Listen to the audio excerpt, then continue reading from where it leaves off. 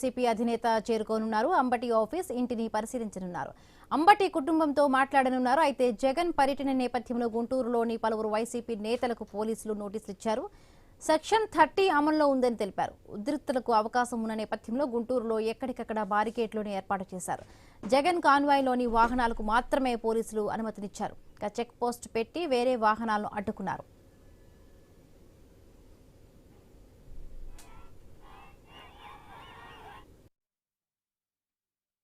జగన్మోహన్ గారికి మీతోనే మేము ఉన్నాం, ఈ దాడులకు మేము భయపడం, రాబోయే రోజుల్లో ఎటువంటి సమస్యలైనా కూడా గవర్నమెంట్ పెట్టేటువంటి సమస్యల్ని ఎదుర్కొంటాం అనేటువంటి సంఘీభావం తెలియజేయడానికి ఈ రోజున ప్రజలు వస్తున్నారని తెలిసి ఈ ఆంధ్రప్రదేశ్ ప్రభుత్వంలో పనిచేసేటువంటి పోలీస్ వ్యవస్థ ఈరోజు ఆంధ్రప్రదేశ్ పోలీస్ యాక్ట్ 1861 సెక్షన్ 30 కింద మా అందరూ నోటీస్ ఇచ్చారు. అంటే మీరు పాల్గొకూడదు, మీరు పాల్గొంటే మేము వేరే కేసులు పెడతాం అనే ఒక భయం కలిగేయడానికి పెట్టారు.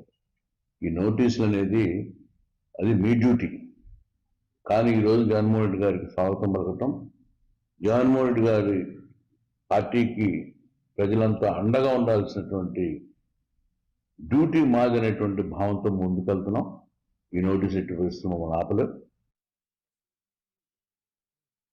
నోటీసులు ఇవ్వడంపై వైసీపీ నేతలు మండిపడుతూ ఉన్నారు. నోటీసులతో తమను ఆపలేరని చెబుతూ ఉన్నారు. ఇదిలా ఉంటే ముందస్తు అనుమతులు తీసుకోకుండా బహిరంగ సభలు, సమావేశాలు, ర్యాలీలు, ధర్నాలు నిర్వహించరాదన్న అన్నారు. డీఎస్పీ అరవింద్ తెలిపారు. నిబంధనలను అతిక్రమిస్తే చట్టపరమైన చర్యలు తప్పవని హెచ్చరించారు.